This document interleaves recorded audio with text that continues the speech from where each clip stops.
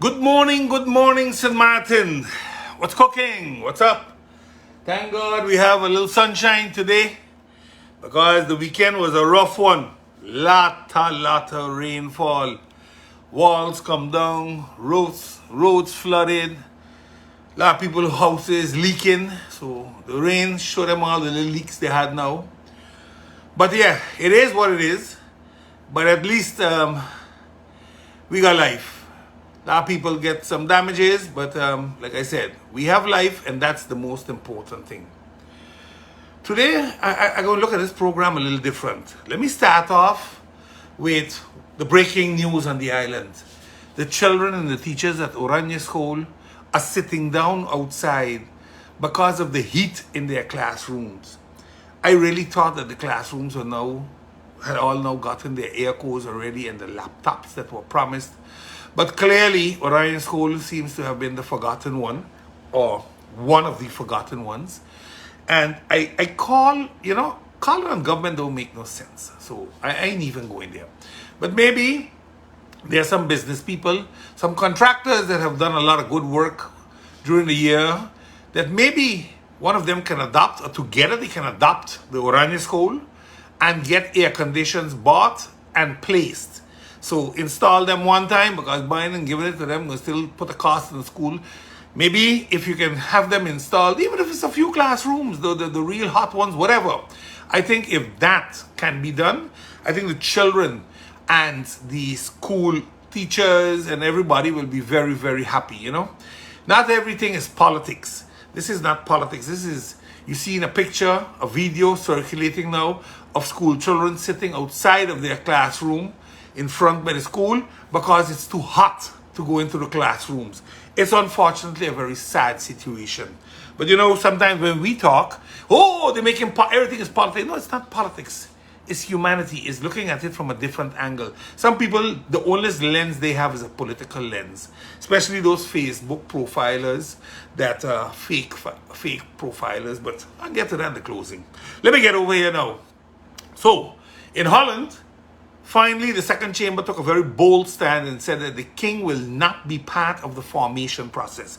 Normally when there's an election, the governor here in St. Maarten gets involved and he appoints a formateur, or first an informateur and then a formateur. Well, the same has normally happened in Holland. Well, the second chamber told the king, you out, you ain't even coming in. We don't want you around. You are the problem for the Rutte 3 and the Rutte 4 cabinet failing because of the way you did all of this informateur and formateur and trying to navigate how the government should look. That failed, and the Dutch have said enough is enough, and that's an interesting something. That's a very interesting something. Let's see what's going to happen here. Again, the marketplace people are now going ballistic, because once again, another lie has caught up to this government. When I hit them, they tell me, I only doing politics. It is political season. But this is something that was promised to start in June, finish in August, September, October. Tomorrow's November. Wednesday's November. And we even have the bid finished. Because the bid still got to come in, then they have to evaluate it, then they got to find the money for it, and after that, they can grant it. Come December 15, all contractors go into vacation mode till January 15th. That's what they call the bouwvakkersvakantie, the builder's vacation, December 15th to January 15th. So I don't see the marketplace going no place until mid next year, that it might be finished. And that's very unfortunate, because the people are now once again going to spend the high season under those tents. And with the amount of rain that we have been getting, every minute they got to pull away their merchandise that it doesn't get wet and they can't use it. Unfortunate, but a reality. Again, we keep promising people things that we are not living up to, and that's unfortunate. Now, I saw an article in the newspaper that caught my attention. That was the LNG giant, that's the liquid natural gas. The LNG giant Crowley was eager to invest in a transshipment port on St. Maarten. Back in 2021, when I was in Parliament, I chaired the VROMI committee meeting on behalf of MP Maarten, who was unavailable at that point in time. And Crowley was there, Siemens was there. There was a group of them. There was about 3-4 of them that came to present to St. Maarten the option of making electricity using LNG gas. Crowley would then be the supplier of the LNG gas. Siemens and another company, I can't pick up the name right now, they were going to build a new power plant because they wanted to get rid of GB, build a new power plant, and eventually give electricity to St. Maarten for 20-25 years using LNG gas. While I believe LNG gas is a step over to renewable energy, the period of 20-25 years is a long time. But again, this article stated that the company had shown interest and the government hasn't answered. And I was kind of surprised because in 2021, when they came to Parliament, the contact person for the group was a local St. Maartener. A St. Maartener that is tied into politics. Not a politician, but tied into politics. And that nobody answers an organization like Crowley is unfortunate. Now, I'm sure there's a lot of politicking going on about it, but that's not the point. The point is, here you have a LNG group that Crowley, that's a huge shipping company also, and they do LNG shipping and they build plants. Answer them. Just answer them. If it's no thanks, at this point in time, we are not in a position to move forward with the transshipment port because the location is going to be something you have to discuss. I don't think you can put it in the port of St. Maarten right now to go put on systems there. I don't think that can work. So you're going to most probably need to get a piece of land someplace else. And remember, in the past, they spoke about K-Bay, they're going to fill in K-Bay, etc., etc. Again, it takes a while, but an answer would have been good. I think, they could have said no thanks to the offer, or let's have a talk, because, it's time, St. Maarten, to start talking about how we're going to do something else than continuing with fossil fuel. In the same breath, I saw another article where GB itself and the government, through NRPB, are going to do a study on how we can get to renewable energy and what has to happen within GB, what structures need to change, what data needs to be collected, etc., etc. And I think GB did this before. GB has done studies on solar energy. They even sent proposals to government on solar energy. So I didn't understand why we had to go do a whole new study. There was supposed to be money available to do certain things. With the SDG that the Prime Minister spoke about when she signed the contract with Rob Jetten on behalf of the Minister of Energy on behalf of the Netherlands. So I don't understand why we got to go through a whole book study nonsense once again. The NRPB has been doing waste management studies. One of those links was a waste to energy. GB did since 2016-17 studies on solar energy when Chetik was there. You want to tell me that all those things ain't no good and we're going to go through another study again? I don't know what to say. I really don't know what to say. But clearly, the not answering of Crowley is tied into that. And that's unfortunate because now we're playing politics. It's about time, St. Maarten, that you get your facts straight and you answer the people correctly. The refinancing of the Dutch loans and the Enya scandal were a major topic at the Dutch budget debate with Kingdom relations. And clearly, we are getting a 619. I am so happy that we are privileged to the information of what happens in the second chamber in Holland. Because then you can really see what was discussed, what was debated, what was agreed upon. Because we hear one thing here in St. Maarten, and you hear a whole different story in the Netherlands. So somebody lying.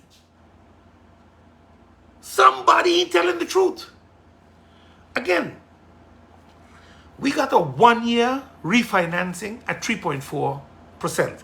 We did not get a long-term financing. We got a 1 year because Van Hofland stands on it. That the Enya thing, the way it is resolved right now by Curaçao and St. Maarten is no good. And because of that, she punished Curaçao but gave St. Maarten 3.4 because they had agreed to sign on to the $600 million euro loan. Or let me rephrase, they signed on to it.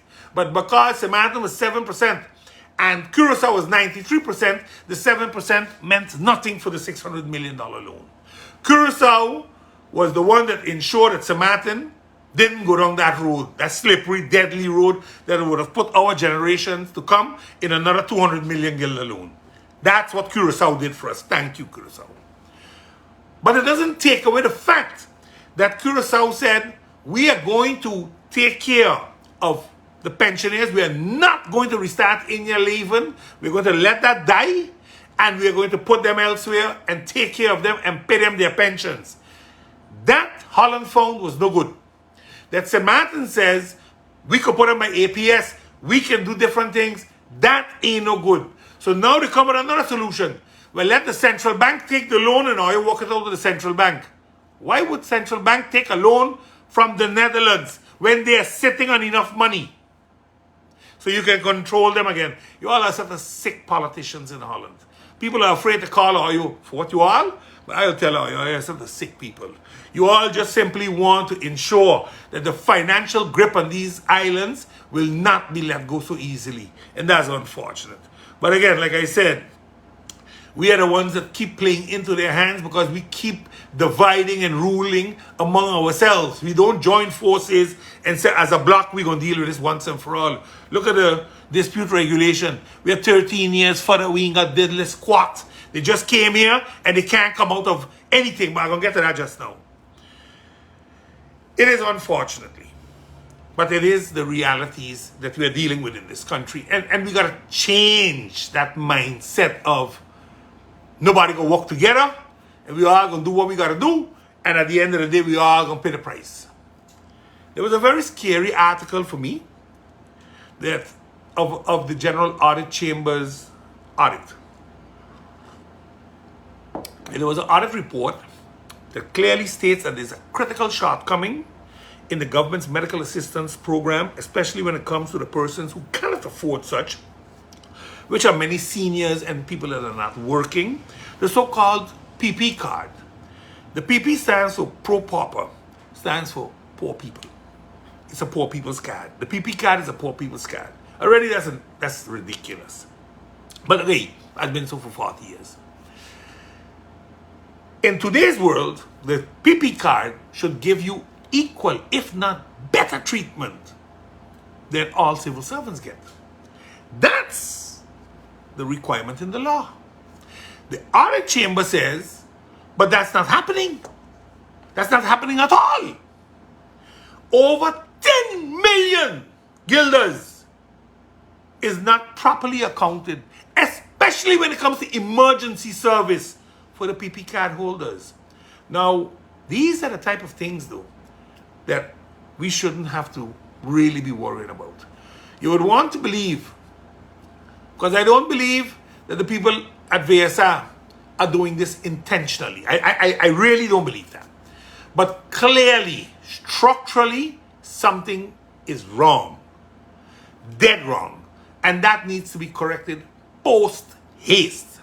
Because I don't see they call it SAHA. I just call it the AHA law. Because I don't see that going no place for now. That is so full of holes. I don't see that going no place. I want to believe that the seniors and the less fortunate and the unemployed should be able to get better medical service than they're getting right now. It is unfortunate that we find ourselves in this position. Now, I started my show late today because I couldn't get here in time. I left my house 10 to 9 and I reached in to town at 9:26. The LB Scott Road was a disaster. So I first thought maybe an accident, but no accident. Or maybe it rained so hard, a lot of dust and rocks on the road, but Public Works did clean those up. So they were not there either. It was just lockdown traffic at 9 o'clock in the morning on LB Scott Road coming from the schools. I think we have to look at it from a different angle. Somebody called me, a friend of mine called me, he says, Bagamba, are you open to a suggestion? I said, sure. I've been in Public Works so long, and we have looked at that problem so often. We thought, let's make LB Scott a one-way, bring them through Ebenezer and another road, and get them out. But at the end of the day, the problem kept lying that you had other problems. Like in Ebenezer, a lot of cars parked on the side of the road, making movement of traffic still an issue. Movement of buses, a bigger issue. Because if you make it a one-way, you got a problem. So he said, but what about carpooling? Or let's find 5 or 7 locations in St. Maarten where the buses go. They pack up, the parents all bring their children to the buses. And then the buses drive to the schools. And I said, that's not a bad idea. But we'd have to find those locations where the children can also hide from rain if it's raining. Make sure, for example, that there is somebody there, so when the children reach there, they're not molested or troubled or beaten on. I think it can work if some attention is given to it. I think we can maybe bring down the traffic. I won't say 100% because a lot of parents want to bring their own child, especially the younger children. So all the primary schools, let's say from the early stimulation schools, you have 2 classes there, and then maybe the first 2 classes. That's still 4 classes. That's still a lot of people. But maybe it's a possibility that can be looked at. I also like the suggestion that I saw that we take youngsters that are presently unemployed and have them work on school buses to also keep the tension on the buses a little in control, that the driver is not being confronted all the time with problems on the buses. I did like that proposal. It's a proposal that will have to be looked at carefully and cost analysis, because you're not putting security guards on board to beat the shit out of the children either. But at the same time, you're putting them there to ensure that the children know a little better which tree to climb. So again, there are things that we can do, but time. Let me close with 2 nice little things. I want to congratulate the St. Maarten South Omega Leo Club for honoring our nurses in the chemotherapy, so the cancer section of the hospital. And also, last week, they were there, they honored them. And last week also, during all the rain, we were able, as Omega Leo Club, to induct 17 youngsters that are now going to be part of the organization, where we do leadership trainings, we give opportunities to gain experience as a leader and actually do community service work for the country. I want to close off my notices with a very, very special congratulations to our new acting governor, who was recently appointed by the Kingdom Council of Ministers, Dr. Emiko Bird Lake. That's one of our cardiologists at the St. Maarten Medical Center. Well, she has treated me, but I want to say, what a great appointment. I truly believe we found a great acting governor in the person of Dr. Emiko Bird Lake. Now let's move over to the businesses that we had and where we're going with them. Last week, I think it was Tuesday, there was a tripartite meeting between the parliamentarians of Aruba, Curaçao, and Bonaire, and then there was also a delegation from Suriname there, but they were more to see what kind of cooperation they could have with each other, with all the other 3 islands. But when it comes to the tripartite meeting, it was Aruba, Curacao, and Borneo. And I read the various articles in the newspaper, and I don't know what to really say. Because, yes, they're using kingdom laws to hang us. We know that 10 years now already. Since 2010, we started off with the RFT. We saw where that brought us.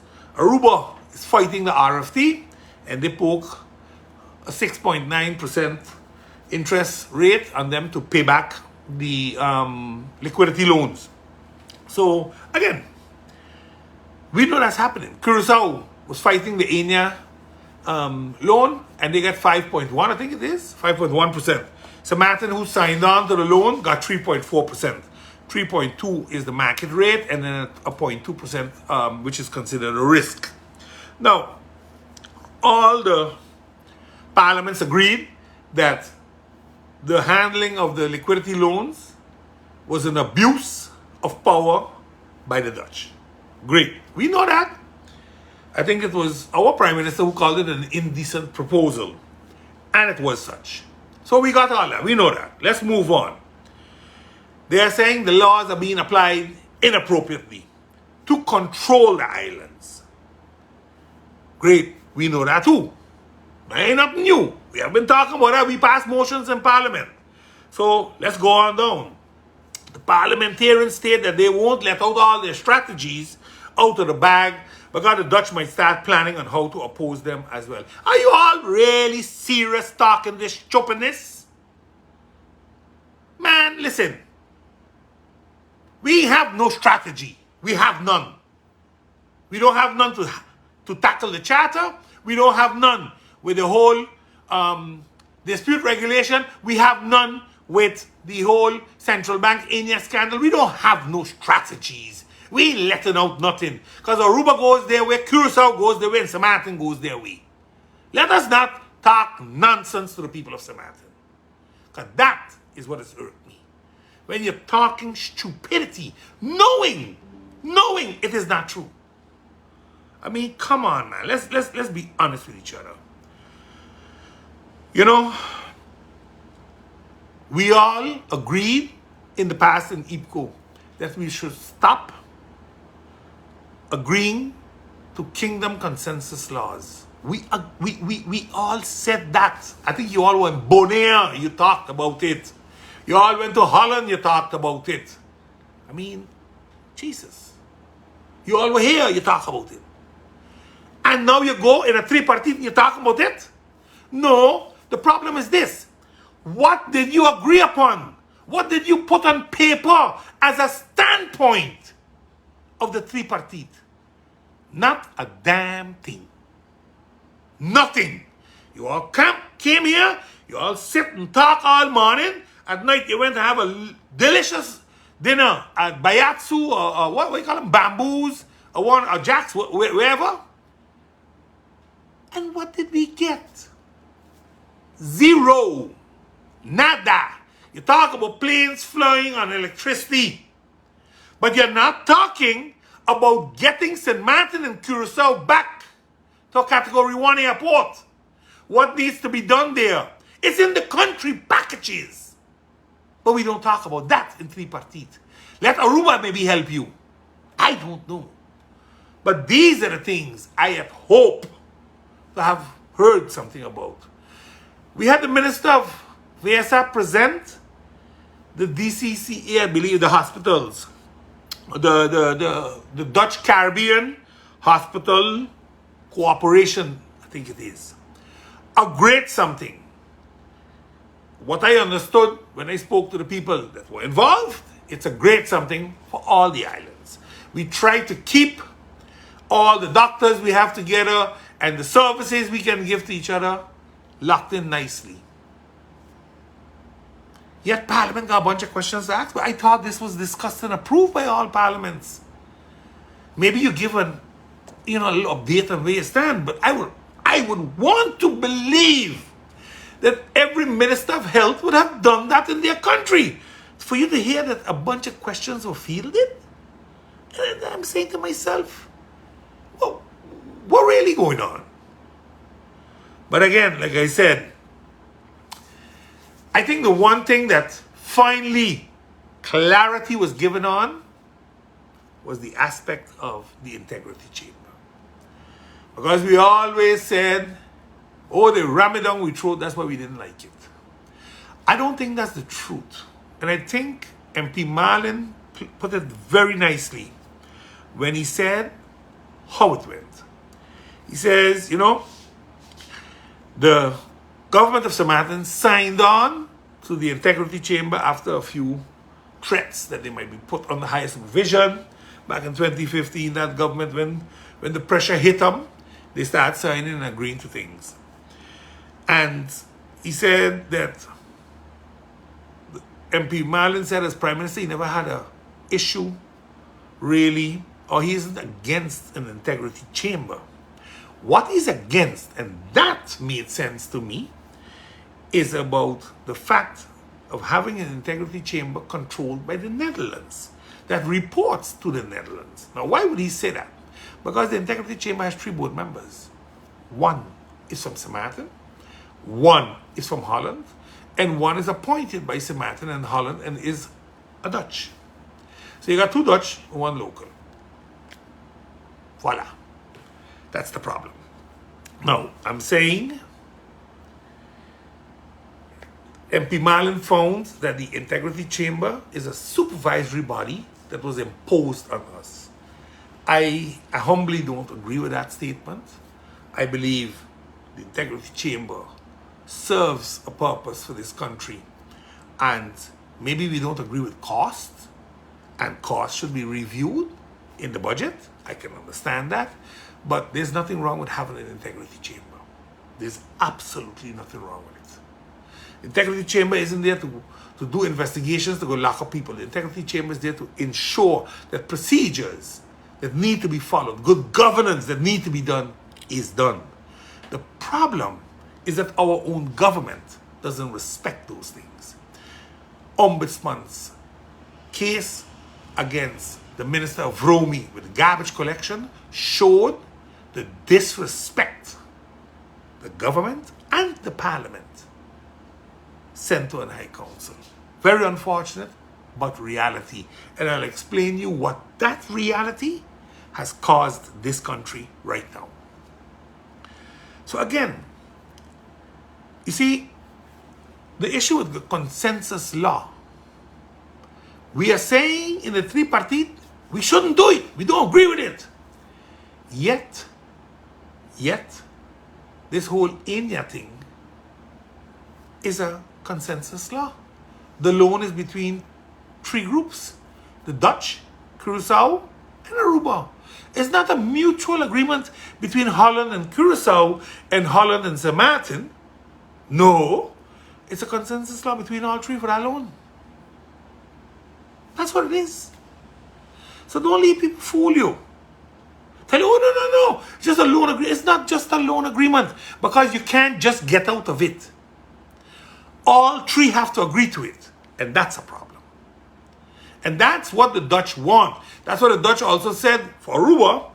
You are not going to give us an underling regeling where the Parliament of Aruba can decide that they stop in the financial control. We want a kingdom consensus law where we also have a say in there. So if it ain't going good, you can't just walk out of it. That's what it is all about. That's what causing this whole scramble with what's going on. And Aruba gave their opinion on it and what they thought about it.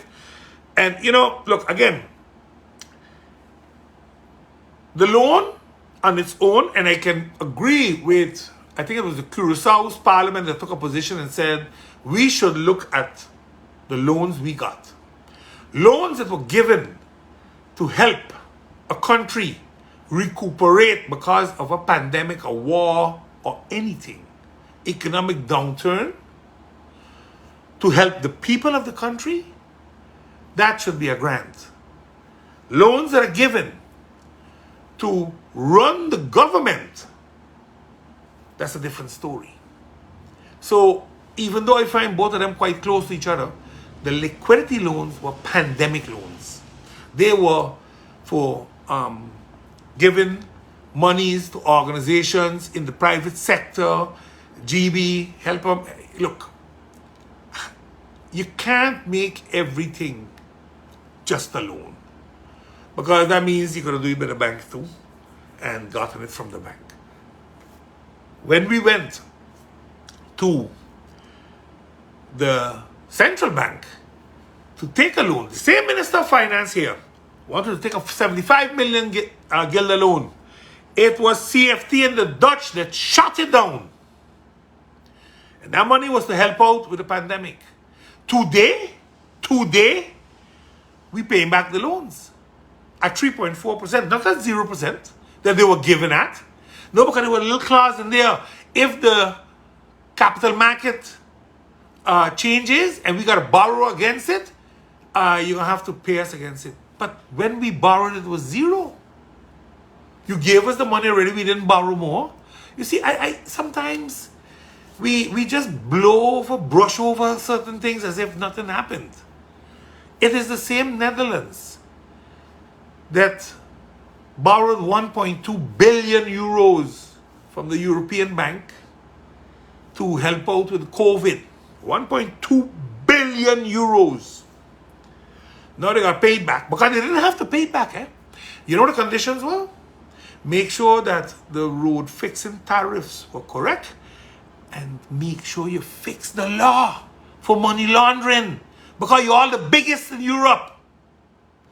And they didn't do that. So they stand a big chance that they got to pay back 1.2 billion euros to the European banks that they got during the COVID time. So they got 1.2 billion from Europe, but they're charging us, Curacao, Aruba, and St. Maarten, to pay back every damn thing for COVID. You tell me you're not a colonizer? Man, you're a criminal. That's what you are, a criminal. But again, like I said, even Curacao and Aruba have now publicly stated that the Dutch are doing business with the liquidity loans. They're trying to make some money on us. But hey, we have done it to them a few times, so I'm sure they're going to do it to us. But in my opinion, the whole tripartite meeting meant nothing. There's not one decision that was placed on paper. Maybe, just maybe, it would be interesting to know what that meeting cost.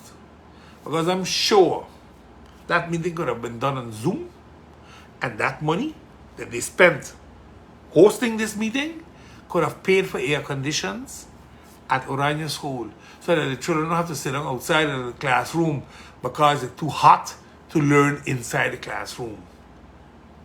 Talk about that, because that's unfortunate. But yeah, like they said, next year they're going to Aruba, and they're going to talk about revamping the tax for the countries. CFT has already told St. Maarten that they are lagging behind, unfortunately, not only in the tax, but also in the capital investments. But we're going to get there. So, Saturday gone there, we had two things. We had rain. We had a load of tourists standing outside on the ramp. Thank God it wasn't hot, but it was humid, breezy, and wet, because they start off this whole arrival hall thing. High season didn't even kick in yet. We all know the arrival hall can't handle the amount of people that are going to be coming to St. Maarten during the high season. One of the Facebook gurus of St. Maarten that promotes St. Maarten, he said, please don't come to St. Maarten on a Saturday. Try to avoid traveling to St. Maarten on a Saturday. But you know, a lot of time shares are from Saturday to Saturday, Sunday to Sunday, Friday to Friday. So I don't know how it's going to work exactly, but I know right now it's a disaster. Now, what bothers me? Because, look, that you can have a little problem, I agree. But we knew that there was going to be a transition period from we have to get out of one place at the airport, go to the other place to ensure that they can now work in the, I think it's the arrival hall they're working into, or the departure. I think it's the arrival hall they're going to work into now. That piece is now going to be taken out of commission. And they built a tent or building and they're going to put people in there. But the building is quite small, seemingly, compared to the amount of people that have to come in. So the consequences, logistically, is going to be a disaster. That we know from now. The Dutch are very good at logistics. The Dutch basically running the airport. Why is this happening? I don't understand. But again, the pictures are on Facebook. You can see them for yourself. I ain't the one making up the story. But I'll give you this little scoop. The new CEO, this new COO at the airport comes from TLM. Once again, a total failure. I was informed at TLM and got the blame for a lot of things that went wrong at TLM. So they slide him out at night and he showed up on the roster by PGIAE in the morning. This is what happened in Samantha. We seem not to have qualified people for such a position. When we had the hotelier came, they moved the young lady that was there, that was acting for quite some time. They moved her. After the gentleman told the CEO he don't work with children, he gone, they put her back. Now they bring in a failure from TLM, they move her again. And the government just sits there and allows foreigner after foreigner after foreigner to walk in here and get the jobs. And we telling our people, you're qualified. Man, we are a set of hypocrites. We are liars to our people. That's what this government is doing. I don't care who don't like it no more. Because I am tired of always having to come out and complain and we ain't doing nothing about it. So maybe it's time to start exposing a little harder. To start taking files and put them out. To show what people did in companies. And we still put them in another company. Because that is corruption. That is criminal. Because that seems to be the terms that people are using on Facebook and WhatsApp and court cases are being called for. But it's happening. And we ain't doing nothing about it. And then we want to get upset when somebody says something. Maya, what can I say? I'm sure when the now government gets in power and we run an investigation at the airport, a lot that was hidden will come out. A lot. My problem, I have nothing against nobody. All of us have made mistakes. I have made mistakes in my life. I ain't pretending here to be a saint. But at least I'm honest about what's going on. Others are sugarcoating it. Others are lying blatantly about it, telling you it ain't so. While it is so. That's my problem. We need to at least tell the people what they're up against. And however they choose to vote, God bless them. That's their right. And some of them, if they want to take your money or your wash machine or your food or whatever you're giving them and vote for you, God bless them. I hope they don't get in trouble. But again, me, I ain't worrying with what nobody do. I worry what I do. Because I believe that's the way to move forward. We need to become truthful with ourselves. You know, everyone says, I don't lie. If you're lying to yourself, you're lying to everybody. Because you're a farce. You're a fake. And a lot of them here in Maarten are fakes. And a lot of them love to use fake profiles to attack you or attack me. Let me explain all that something, especially the cow. I'm going to expose you. You're not a Richardson, but your title does start with an R. Don't worry. In time, everybody gonna have their day in the sun. Don't you worry. All of us will. Come January 24th, 2024, is election. And you'll notice everybody Do I have a good story to tell about everything in St. Maarten? But again, it's not about a story. It's about the reality. And the reality should at least embody the truth. At least that. Not emotions, not who like who, or who want mash up who, or who want mess up who. No. The reality of this country is its people. Where do we go with them from here? And that's what you have to demand from politicians, to tell you that. Not a sugar-coated story, a reality story. And as that, we move into Generation Amazing. Because Generation Amazing is a young generation of people that when the country Qatar started their preparations for the 2022 Soccer World Cup, one of their visions was to use football to transfer skills that empower a generation of change makers and their communities. Also, they aspired to inspire a generation of young people actively supporting less privileged communities globally. These were very ambitious goals that were set. Their mission was to harness the power of football to transform less fortunate communities, spreading the message of inclusion and driving social change. Their unique methodology utilizes football as a catalyst for social change, empowering and educating our current and future generations. Generation Amazing operates in alignment with the United Nations Sustainable Development Goals. They are passionate about empowering young leaders across the world to transform their communities through football.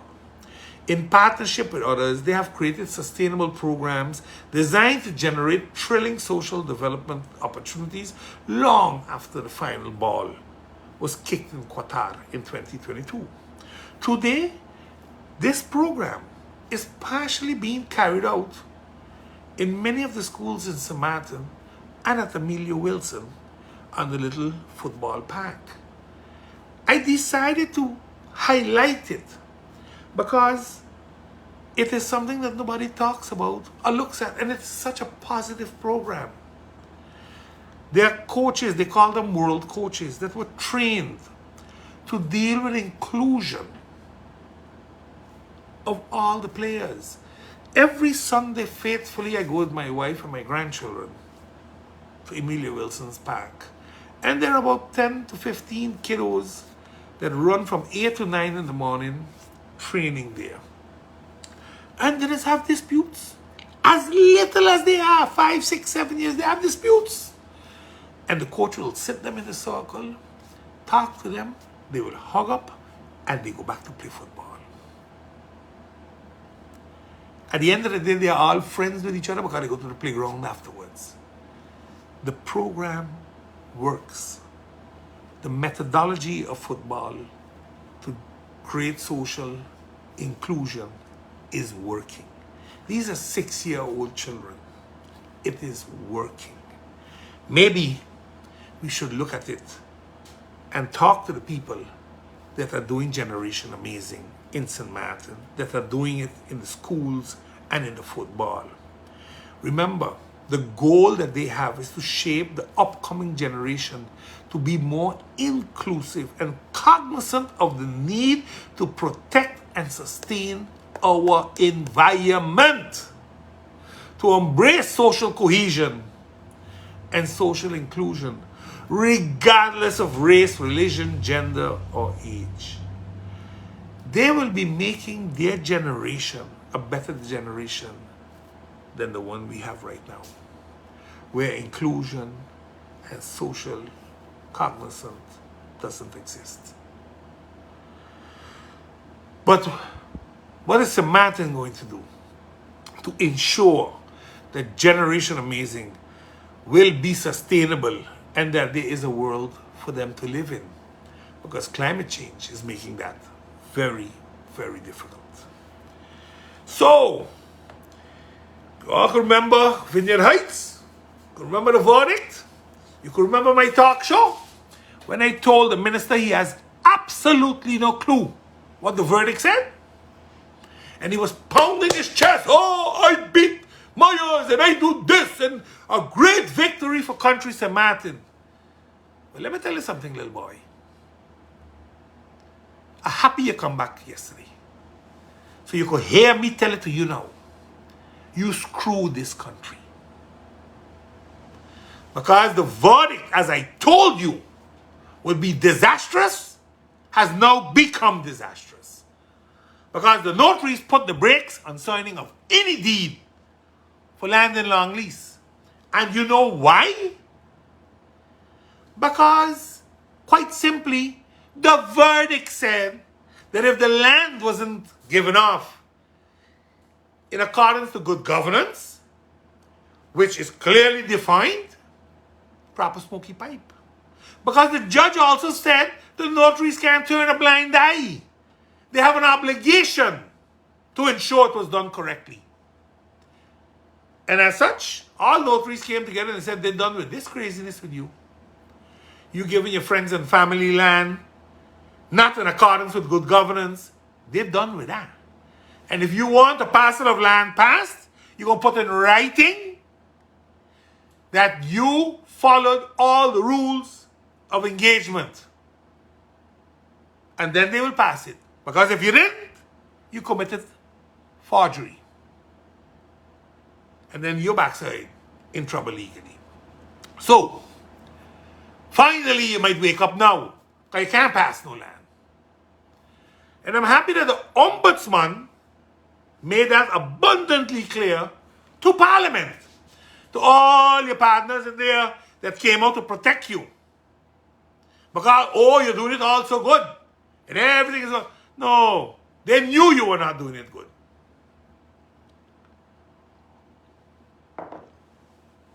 But again, when the Ombudsman wrote a report, you thought you were smart. And you were going to block that report by going to courts. Because the previous report nearly got you fired. Problem is this. No need to get fired, you know. You'll be there till the end of the term.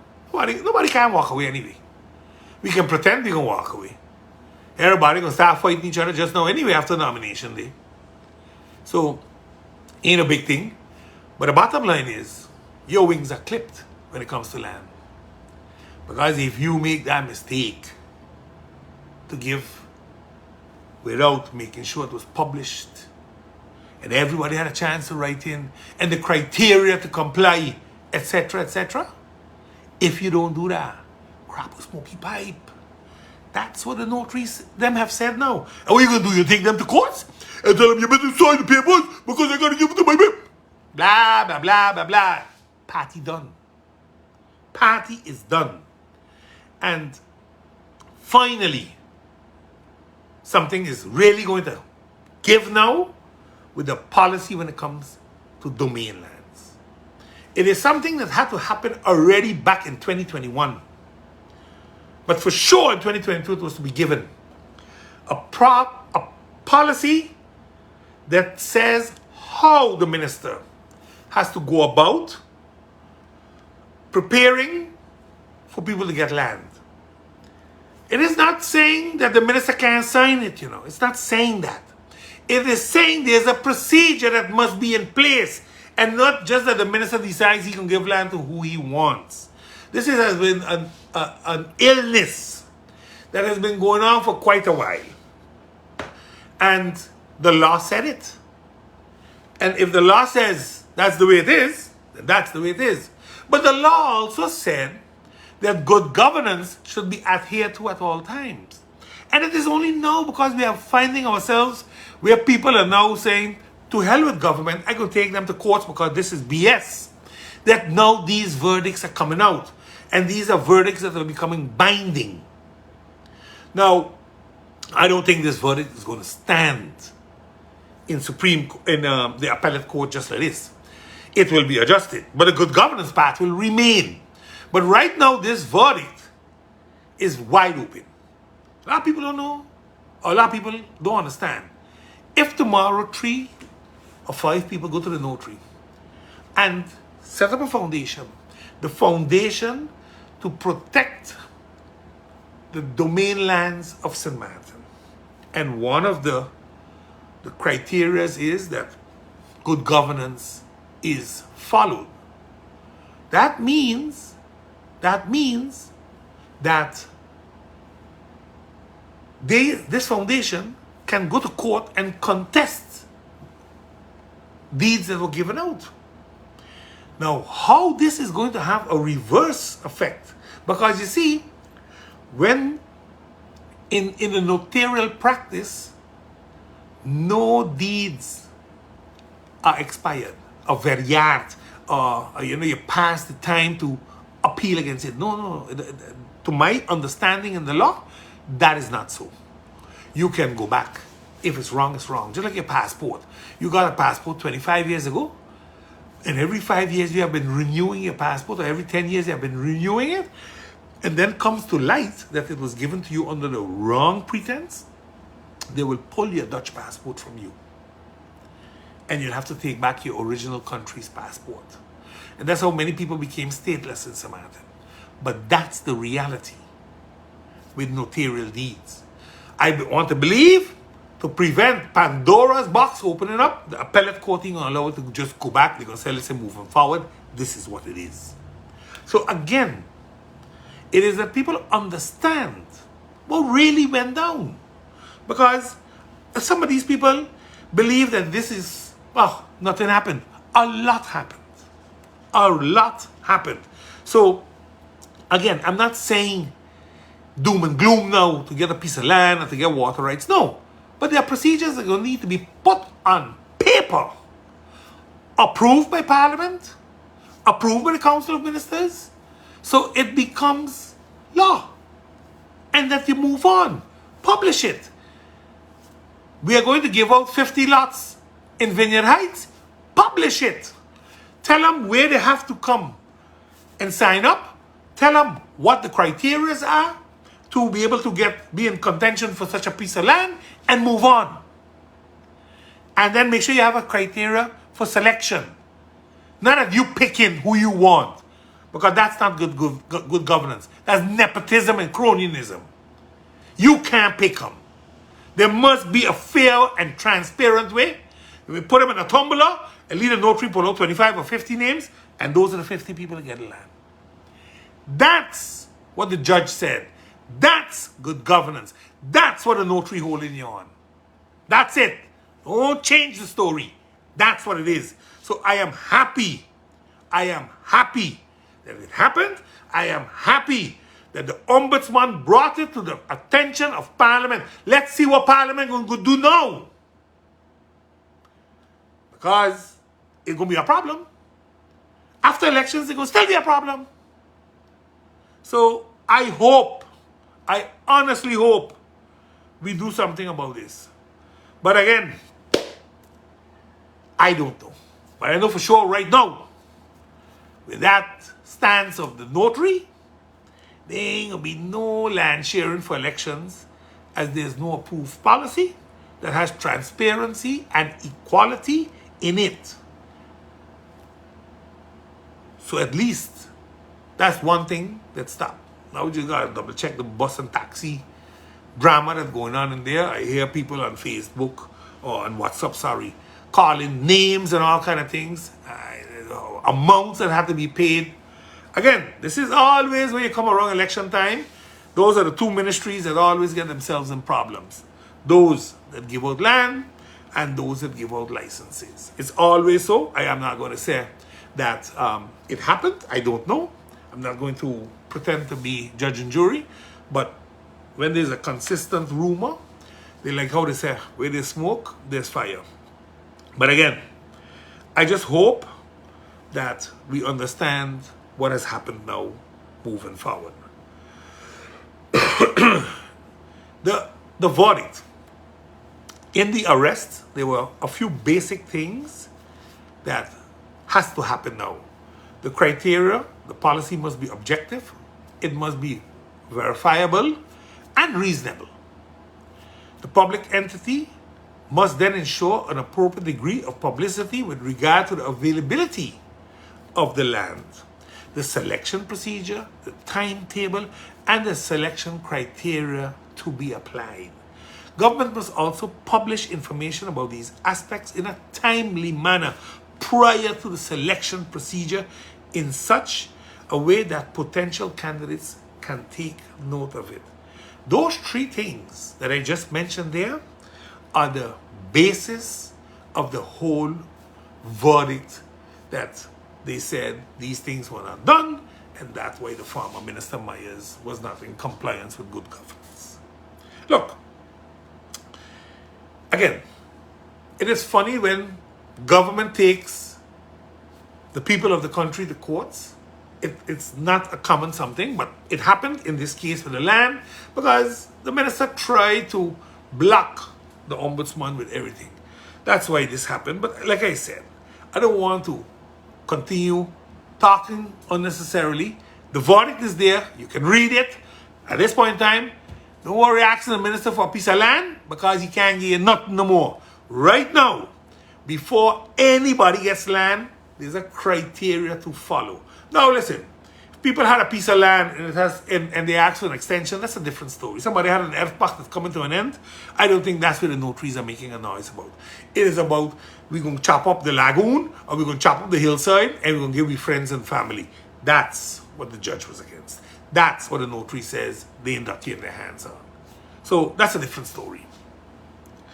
The Committee for Financial Supervision, CFT, urges St. Maarten to prioritize adopting the 2024 budget and the investment. Now, what is this all about?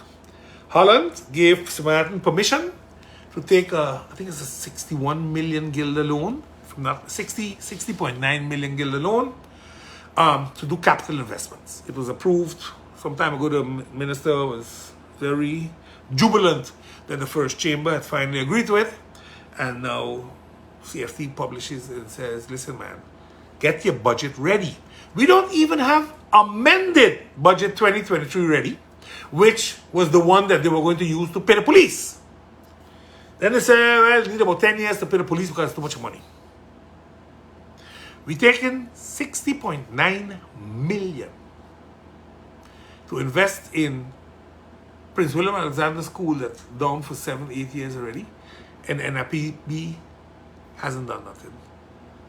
With Marie Laurence, the one Martin Luther King, Charles Leopold Bell, all the schools are down too. But you're going to take 60 million to go build a school. The Dutch Quarter Road, they want to fix that up with the whole sewage. I don't want to be bad, but something wrong. Government paid a lot of money to a contractor to fix that. The contractor took government to courts because of all kind of issues. In the Larimar case, where MP Heiliger was now sentenced and they closed the case, when the roads was fined 2 million. They did some work, and the balance of the money, or the balance of the money that they were fined, has not been worked for yet. If I'm not mistaken myself, a few months ago, it was agreed that Winter Rose was going to do that work for the balance of the money. But nothing has started. Nothing has started. If you have $1.5 million available, start working. Put the sewage system in place. Get the shit water off the road. Don't tell me you need 10 million because the whole project costed over 4.5 million. And there's 2.7 million guilders now lying there that can be used. So I don't understand. Don't tell me the whole project, nothing was done. Because a lot was done. A lot was put underground. The big sewage plant is ready to be connected, the pumping station. So I don't understand that with 2.7 million guilders, we can't do nothing. We have to wait till we get a capital loan to start the work. I just don't understand. But again, like I said, everybody have their own agenda. Everybody seems to have it, including the government. But at least CFT tells them to please prioritize the budget now, because budget 2024 once again is late. Budget 2023 was late. The amended budget 2023 is late. The year gonna close and we gonna have it. And I mean the police ain't gonna get paid. Because the police are get paid off of the approved 2023 amended budget. That can't reach Parliament yet, end of October. I told you all before they're going to use it as a political stunt for the elections. Just like what they did in 2019. Took the money from the sales of UTS, went pay the police, and then everything went dormant. And then jump on a different bandwagon. But again, like I said, at the end of the day, you can't keep fooling the people and believe nobody gonna ask a question. People have to ask the questions because it's going too far. I mean, our tax reform is such an important part for us here. It's a revenue generating something, and it will also take the burden off of everybody because only a selected few pay right now while a big group doesn't even pay. We were going to change the way we do the collection of taxes, but also what we tax and how we tax. But nothing is happening. Why? We waited on the capital loan for that too? I thought that this was part of the country packages where monies were going to be reserved to help us. You can remember with Coho, there was 30 million that was going to be dumped into the digitalization and the taxation system of St. Maarten. That's 2 years ago. Where are we today? No place where we walk in. You see, I have a problem with those type of things, but that's me maybe. Let me go over to the anklet bracelets. Now, I know when I done talk this piece, people can go crazy on me, but that's okay. I'm okay with it. Now that we talk about anklet bracelets, let me make this very, very clear to all of you. I support the usage of anklet bracelets for people who have been found irrevocably guilty of committing a non-violent crime and have been sentenced to prison, or for present inmates that are coming to the end of their prison sentence. Let me say that again. Anybody who has been irrevocably convicted and given prison time for a non-violent crime, and people that are in Point Blanche right now and are coming to the end of their crime, normally a third, 10%, 20%, I don't know what it is, that we put an anklet bracelet on them. We take their passports so they can't leave the country. And we allow them to wear an anklet bracelet, go work, they can go to church, they have a house, and they have some family. There are rules and regulations with an anklet bracelet, where you can go and where you cannot go. In Holland, they just have weekend passes, they have, during the week they go to work, and at night they go to sleep in a halfway house. They have on an anklet bracelet. Weekends they can go home by their families. There are different forms of punishment based on the crime. We here, we want to build big prisons again. Bigger prisons. Instead of putting people on anklet bracelets. We want to send them abroad. Look, we have criminals that need to be put in jail. People that kill people. People that rape, people that molest children. I understand. They are crimes that the person has to be taken out of the circulation of society and be rehabilitated and then reintroduced, if possible, into society. That's humanity. That's their human right. But we have a movement in St. Maarten where we are constantly being told that those menaces in society must be put away for the well-being of the society. But why is it that it's only in the Antilles that has happened and not in Holland?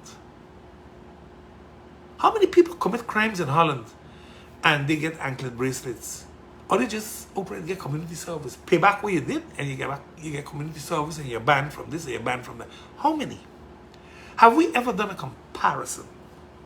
Because we just take the word of others and we run with it. Again, I am saying put the bracelet on them, take their passports. The Now Party doesn't believe in unnecessary incarceration. And the constant cry of the Dutch prosecutor that we need to put away these menaces of society to protect our society when in the Netherlands they don't truly incarcerate them, but also allow them bracelets. Why are we paying so much money to house prisoners and build a new prison? You know that it costs about 200-300 guilders per day for somebody in prison. So if you have, let's take 300 guilders, that's about 9,000 guilders a month. Do that times 12. You're talking about 108,000 guilders a year.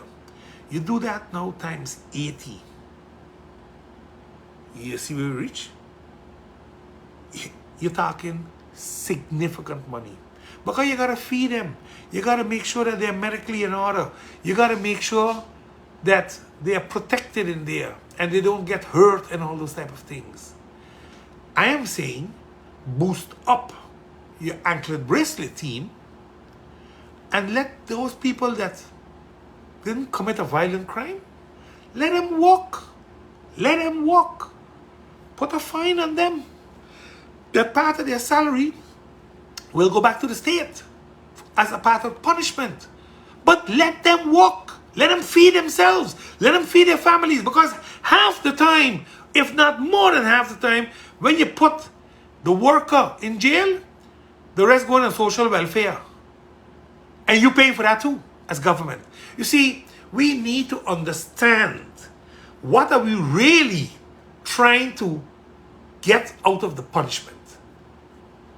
We want to set examples to politicians and to big businessmen? No, we don't. We really don't. Because big businessmen, they cut deals. They pay and they move on. Politicians that open their mouth too big, too powerful, those we must put them away. In Holland, they just resign from politics and disappear. They don't go to jail. So again, maybe, just maybe, it's time for us to start a pilot project. We just had an MP convicted for 5 years. Put on the bracelet. Let's see how that works. You don't need to jail him. He ain't gonna change nothing anyway. Put on the bracelet. Let's move on. So, you know, I always have a little thing with my little topic. Did you know what's sharing for elections? And every week I like to look at some of the things that are going on and chit-chat about it. So, we now have more entities of the non-functioning of government. The Ombudsman started crying out about failures in government not having the policy for domain lands. And then suddenly now the General Audit Chamber also came out and said, but listen, we are having a problem with the PP cards. These are two of them that were just mentioned last week. So I said, let me highlight it. Because these are things that we got to be careful with. The one that the Ombudsman warned for over a year ago has now materialized with a court verdict and Notaries not doing anything anymore. That's how serious that became. The one from the General Audit Chamber with 10 million and people not getting the right help they have to get, that's a very serious problem. That's a humane problem for me, and I hope that they can do as much as they can as fast as possible to fix that. Now, we have a court case still pending about slander and defamation of the Prime Minister's person against a very outspoken activist or freedom fighter who fights against corruption, which is based on a lot of things that might be true or not, according to his supporters that have many videos and documents doing the rounds on their groups, on their group WhatsApp. Lots of people standing on both sides of the fence on this one. Some of them are against it. Some of them are saying it's true. It must be exposed. It is not always a wise choice to pick a side, but at least you are showing where you stand, and some people appreciate that. But there are a few things that we need to understand with this whole case. How far does freedom of speech go exactly? Are ministers legally safeguarded from exposure when things don't go the way they want, or they don't add up logically when it comes to their wealth before they started and what they have now? These are things that, are asked. Who's checking what's happening regarding corruption within government as the High Council makes a report? The report is not even entertained by the Council of Ministers and is shot down in Parliament for not the merits of the report, but for the political stance of the parties in the coalitions. What does the law on good governance say of such? Because these are all things that can play a role. Are conversations between persons still private when it's passed on to a third party? What's the definition of corruption versus good governance, and does transparency hold water? What does the recent actions of the notary and the island say about the good governance of this country and the court verdict of August 22nd, 2023? I don't know what the government is expecting from this court hearing, as the term corruption is so broad that nepotism and cronyism is also part of such. And when it comes to the rules of good corporate governance, this government's track record is horrible. They just appoint people when they are told not to do it on boards, etc. You see, I don't know what's going to happen. It's going to be an interesting court case, to put it simply, but it will have some very serious ramifications for both sides of the fence. No ifs and buts about that. This weekend, we knew rain was coming. It ain't say, where does cloudburst come from? They see no cloudburst. This was a system that we saw coming. From Wednesday, they were talking about the system. Yet, nothing is being done to safeguard the people of this country. I'm not talking about opening Great Bay Trench early, I'm talking about getting pumps to this country.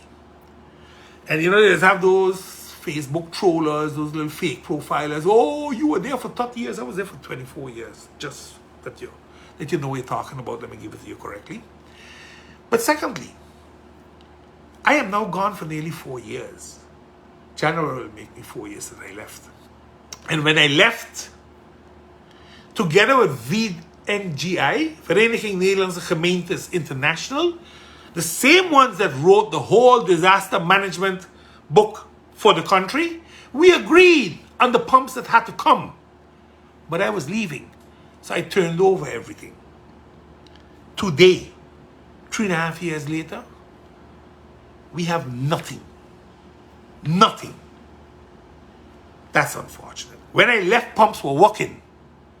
Make no mistake. Pumps were working. Today, nothing working. They got a little 6-inch pisser up there in Saka Garden. Listen, when the water starts to come down and you see Mr. Ellis goes out at 1:23 in the morning to film what's happening at the floodgate. And Great Bay wasn't even open yet. Because you see, when the workers go and do their thing, they get ransacked. Who gave permission? Who this? Who that? Who that? At least when they were working under my authority, they had certain freedoms to do certain things. They didn't have to call the boss. They didn't have to call me. They know if they don't open Great, they're going to flood. Have we had floods? Sure, we have had them under my watch too. But you don't wait until the water reach to go open. Because we knew the water was coming since Wednesday. We knew that. But yet we did nothing.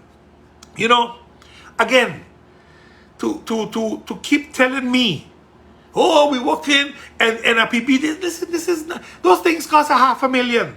You're getting 60 million, the first thing you should do is buy pumps. And this nonsense, no? But you gotta go build new pump houses. Man, just take out the pump, put in the other pump. All the pipes are there. Everything is there. The fuel tanks, everything is there. Stop pretending. The pumps that we had, that were bought, were sweet water pumps. And they created a problem because the pump is underwater, so the heads, the pump heads, and the hydraulic lines were rusting. That's the problem.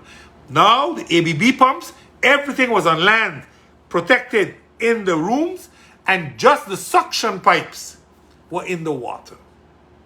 Those were the pipes. Those were the pumps that we prepared to order. That was what. Even though they had to come and go study everything again. We gotta stop that stupidity. That's why we ain't going no place in this country. 4 years for that. But because it was Bancampa, and I don't want to hear Bancampa name in the office, because Bancampa this and Bancampa, that's why you are where you are, man.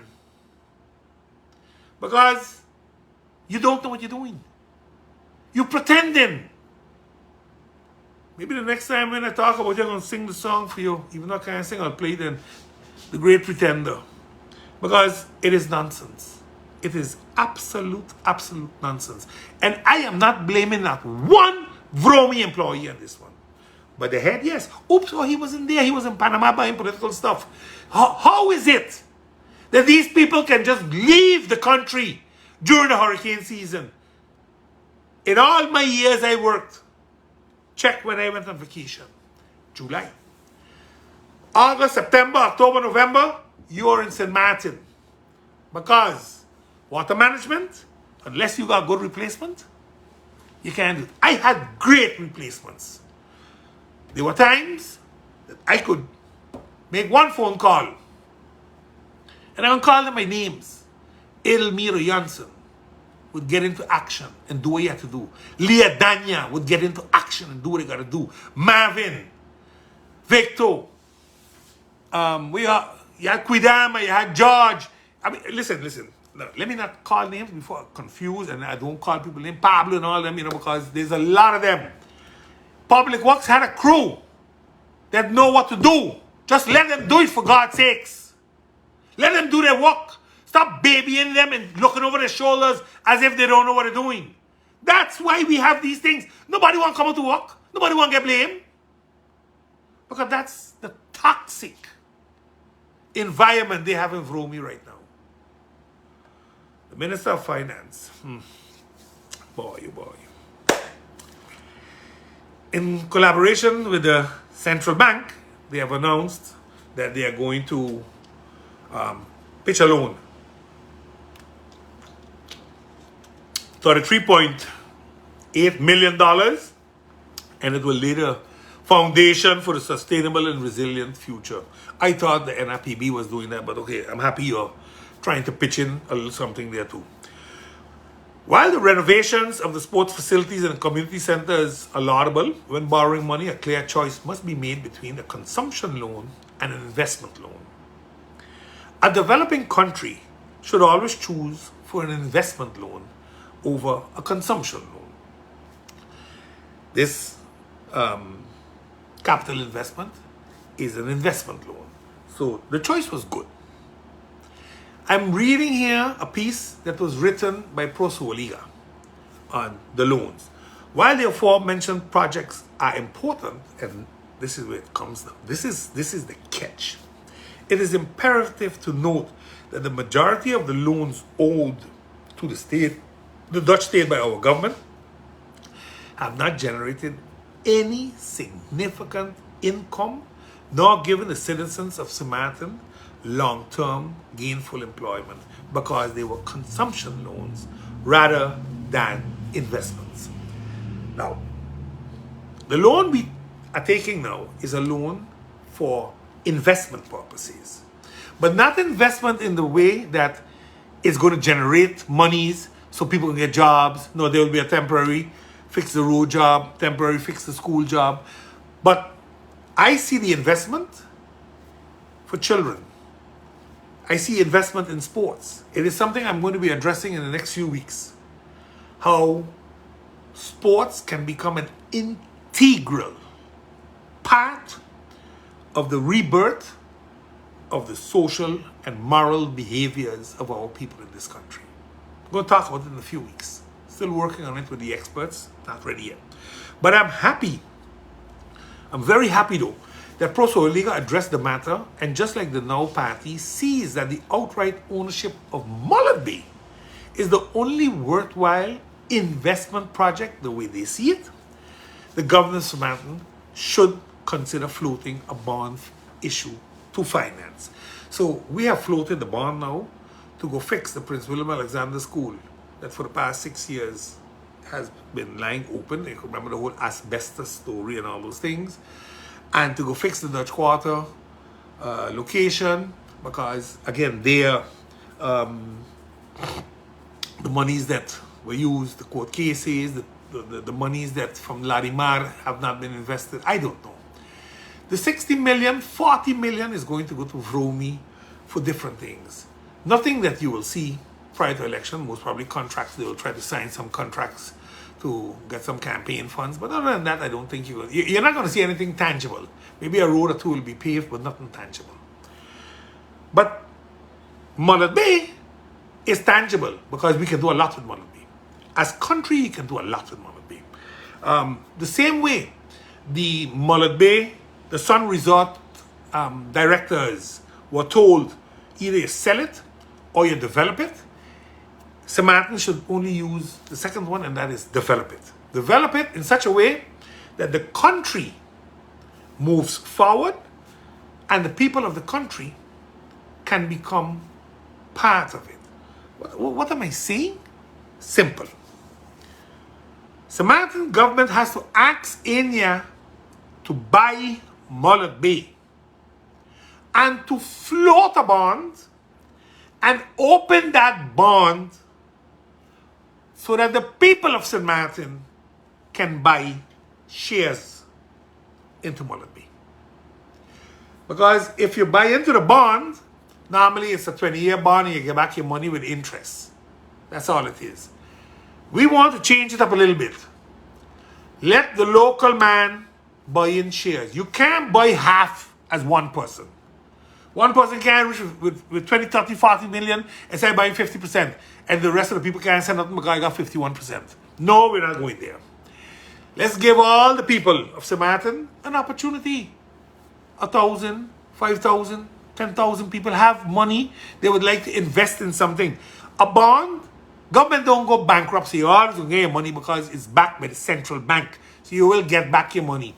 Now they're giving them what, 3.4% I think on this loan here. Maybe Mullet Bay, you could get back some money. But instead of getting back money, you're getting shares. So for the next 20 years, you ain't getting back nothing. You put in 10,000 guilders. Once they buy it and they start to develop it, that 10,000 guilders was maybe 1/10,000 or 100,000 of a share. That's your value. You can pass that on to your children and your grandchildren. You can pass it on. That's the investment. That's how you create wealth for your country and your people. That's how you do it. All right, Minister, you learn and use something there. We'll see where you can walk out there fast and try to do something. The unfortunate little part, though, is you notice they want to sell a little piece, 11,000 square meters. And they have asked for a request for proposal, and it isn't clear yet where they want to go with it. Are they going to sell it to get 11 or 15 million to pay off the taxes, they own the utilities, they own, etc., etc.? Again, it's a piece of land between the American University and Building 14. So great to put on Building 15, for example. Great. Because it is enough to build and sell once again.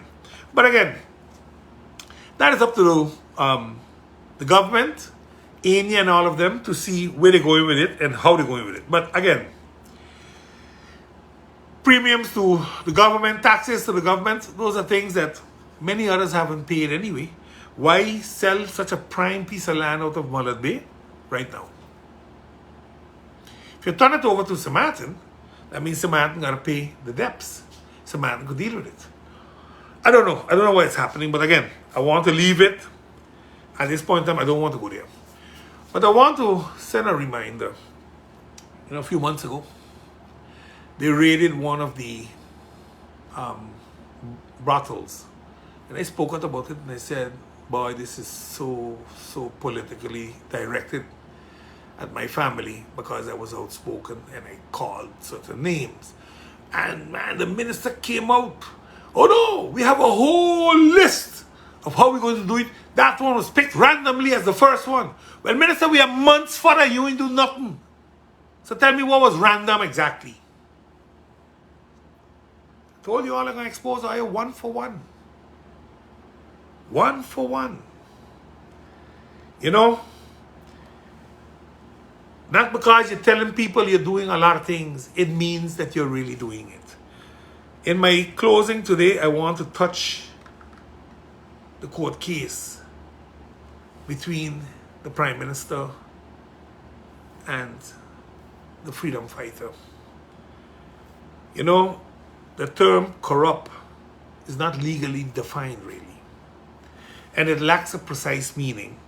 It can encompass some very, very serious criminal accusations like fraud and bribery. But it can also refer to nepotism, cronyism, abuse of power, and other forms of unethical behavior. In assessing whether the accusations are supported by facts, what is primarily significant is the context that provided the term corrupt in the good gentleman's social media broadcast. His lawyer, reading this a little bit, will probably say that the good gentleman was trying to expose the wrongdoings of the Prime Minister and her cabinet, including their staff members naturally. And the court will have to assess if the gentleman's actions were careless in doing so. Most of the time, having read a few pieces of jurisprudence on this matter, when it comes to criticizing politicians, the court would allow some degree of exaggeration. And most probably, the gentleman's lawyer will look and call and refer to integrity cases which have occurred in the last 4 years during the governing of this cabinet. Think on the ombudsman, think of corporate counsel, think of those things. That's where he will go most probably. You need to understand that because advices were not binding, the government still did it. But it was against the advice of councils that you appointed. But the ombudsman one was a factual something. And a lot of things were not done the right way, according to a high council. And then you had the Taylor report from SWAB that went a long way. A lot of fighting couldn't be shown to people because of what? Mismanagement? Wrongdoings? That means if you are covering it up as government, there's a reason for that. And if it's not in accordance with good governance, it can be termed corrupt. These are the things. When I tell you all that I do not believe that any side of the fence is going to walk away unshaved come Friday. I understand the frustration of the Prime Minister. I truly do. I don't understand the basis of the case so good though, because I thought it was a personal. The Prime Minister versus the freedom fighter, the anti-corruption fighter. But I read the document and they speak of the gentleman looking for political gain because he might be running on a party or coming with his own slate. But if that is the case, then I have just lost all context with it being a personal matter. Because a political matter is never a personal matter. They might overlap, but they are two separate matters with two complete separate directions. So I think it's going to be interesting. I know the freedom fighter cannot have a party anymore because that deadline passed. On the 22nd of November, we'll see if he's running on a party.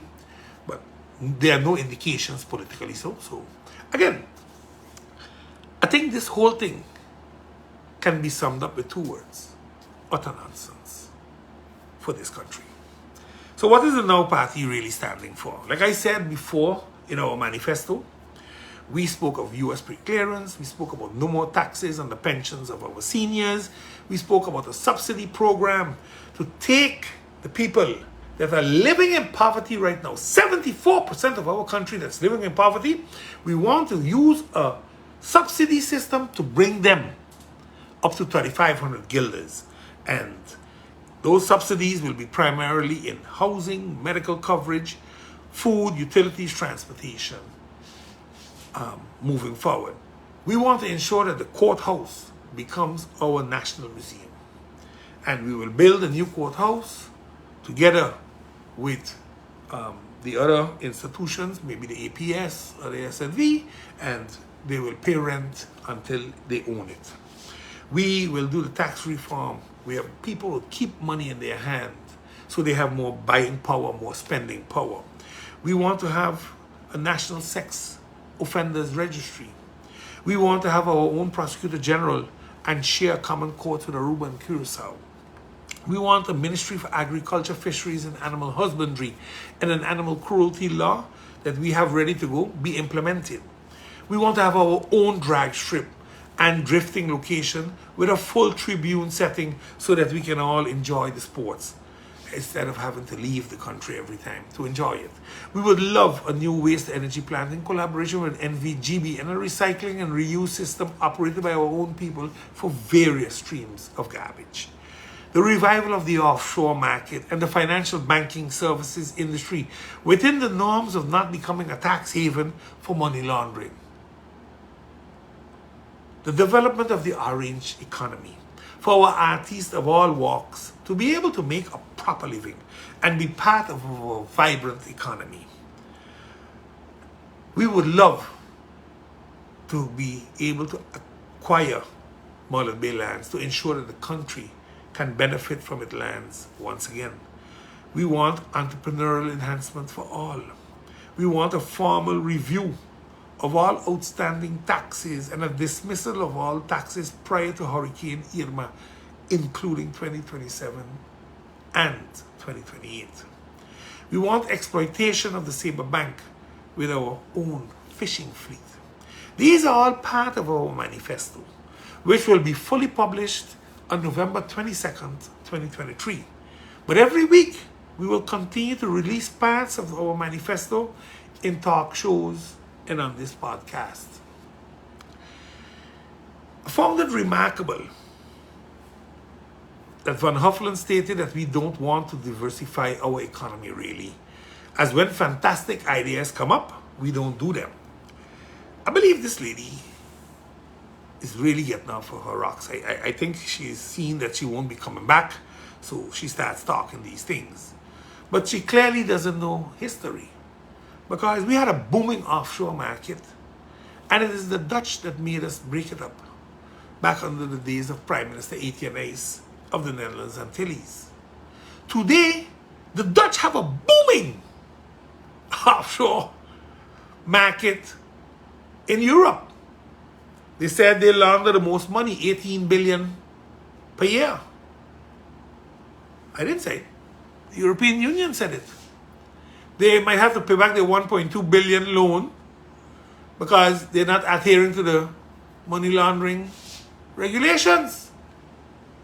So again, we had it, You all took it from us. So we want, as of now, we're going to take it back and we're going to establish it. And we will make sure that we're in compliance with FACTA and all of them. Don't you worry. We are going to ensure that cannabis can be legalized within the term that we are going to be there. And that the locals, the Samaritans, will enjoy it. And when I say Samaritans, anybody that was born here or is living here because they belong here, a part of this game. But we ain't bringing in no foreigners. We ain't bringing in no people from abroad to do it for us. We can do this ourselves. I stand by that. I don't believe we need anybody to help us. There's enough information that we can compile. We have educated people that can do this also in the medical field. Our mission is to fight for the most vulnerable, protect working families, and ensure that we live up to the promises of the Now Party, creating for all in our nation an opportunity for wealth creation. A great man named Nelson Mandela stated, anybody who changes his principles depending on whom he is dealing with is not fit to lead. Remember that. Failing to plan is planning to fail. And this government has done this over and over and over. Please share my podcast and also like and subscribe to my YouTube page. Have a great week ahead. Bunks is out. Until next week, Monday.